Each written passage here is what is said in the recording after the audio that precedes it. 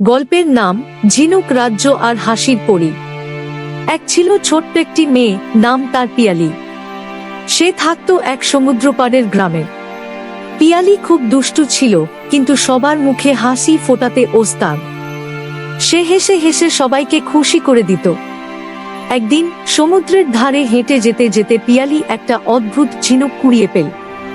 ঝিনুকটা ছিল রংধনু রঙের, আর সেটা খুলতেই ঝিনুকের ভেতর থেকে বেরিয়ে এলো ছোট্ট এক পরী, নাম তার হাসির পরী।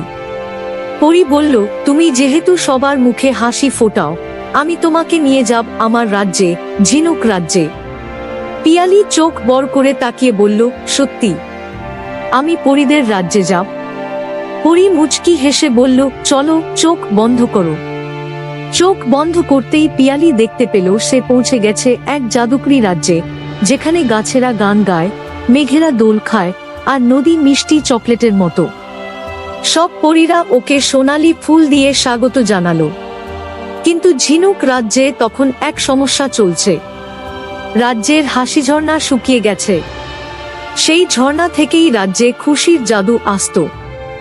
রাজপরী বললেন, শুধু একজন মানুষের নিঃস্বার্থ হাসি এই ঝর্ণাকে আবার বাঁচাতে পারে।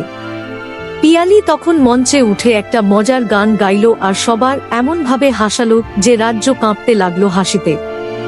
ধীরে ধীরে শুকিয়ে যাওয়া ঝর্ণা আবার ফেটে উঠল হেসে হেসে। রাজ্য আবার আলোয় ঝলমল।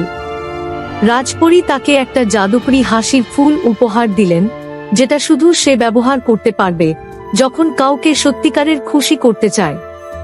শেষে পিয়ালি ফিরে এলো নিজের গ্রামে, কিন্তু এবার সে শুধু দুষ্টুমিতে নয়, হাসি দিয়ে সবাইকে আনন্দ দিত, সাহায্য করত, আর সত্যিকারের বন্ধু হয়ে উঠেছিল সবার। শিক্ষা: হাসি শুধু খুশির কাজ না, এটা জাদুর মতো। যারা অন্যদের মুখে হাসি ফোটায়, তারাই আসল নায়ক। আরও নতুন নতুন ভিডিও দেখতে চাইলে লাইক এবং সাবস্ক্রাইব করো।